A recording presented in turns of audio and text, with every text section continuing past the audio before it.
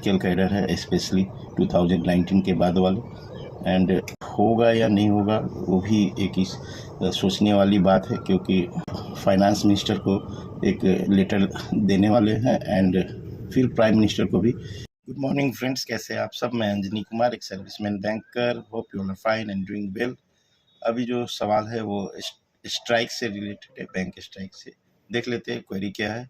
उनका जी की क्वेरी ले रहा हूँ, एक दिन पहले आई थी। सर, ये strike only for SBI employees के लिए है या बाकी के बैंक्स भी करेंगे स्ट्राइक? सो समझ लेते हैं स्ट्राइक किसके लिए है। सी, जो बैंक एम्प्लॉयज़ है वो officer cadre and workmen cadre, दो कैडर है। एंड इस बार जो स्ट्राइक रखा है वर्क्समैन कैडर ने रखा है, ठीक है। एसबीआई के एम्प्लॉयज़ ही केवल स्ट्राइक पे है, बाकी जो यूनियन है अदर बैंक्स के वो सपोर्ट कर रहे हैं बाहर से, वो स्ट्राइक में पार्टिसिपेट नहीं करेंगे। एंड वर्क्समैन कैडर का जो मेन पॉइंट्स है स्ट्राइक का, उन्होंने गार्ड की भर्ती जो है वो काफ़ी दिनों से बंद कर रखी है, ठीक है, बैंक गार्ड्स की। और आपको मालूम है सूरत में अभी रिसेंट इंसिडेंट हुआ था एंड बीच बीच में आपको बैंक में जो लूट मार होती है वो इंसिडेंट काफ़ी बढ़ गई हैं, तो गार्ड्स भी ज़रूरत है।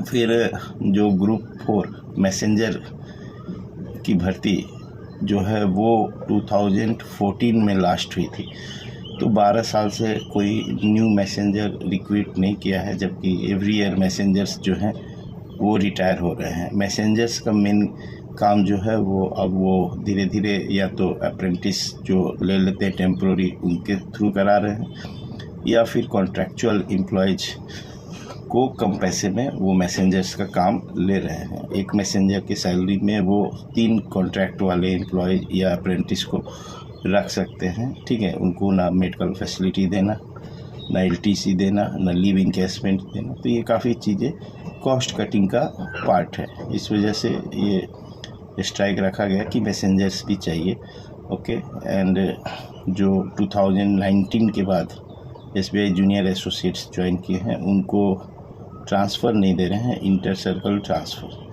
तो वो भी एक इशू है, मेजर इशू है। एंड उससे भी काफ़ी डिससेटिस्फेक्शन है जो क्लर्कियल कैडर है, स्पेशली 2019 के बाद वाले।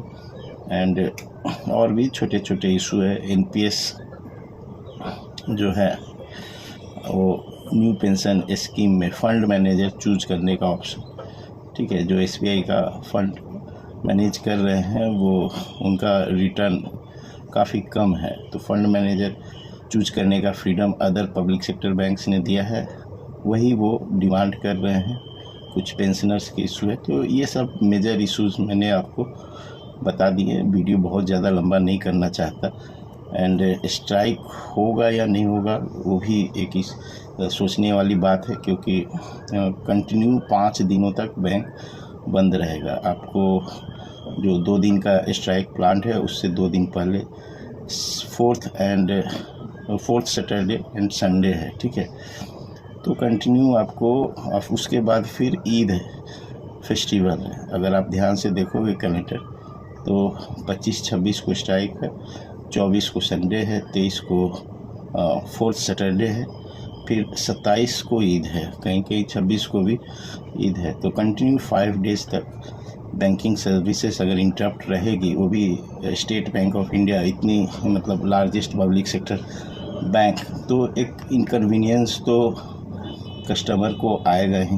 तो जस्ट आप देखोगे कुछ दिनों में आपको यूनियन वाले फाइनेंस मिनिस्टर को एक लेटर देने वाले हैं एंड फिर प्राइम मिनिस्टर को भी एक लेटर 1-2 दिनों में वो देंगे जस्ट बिफोर स्ट्राइक। तो एग्जैक्टली अभी डिसीजन लेना मुश्किल है कि स्ट्राइक होगा या मैनेजमेंट कुछ डिमांड्स इमीडिएट मान जाएगी एंड स्ट्राइक पोस्टपोन्ड भी हो सकता है। तो दोनों पॉसिबिलिटी एज ऑफ नाउ है।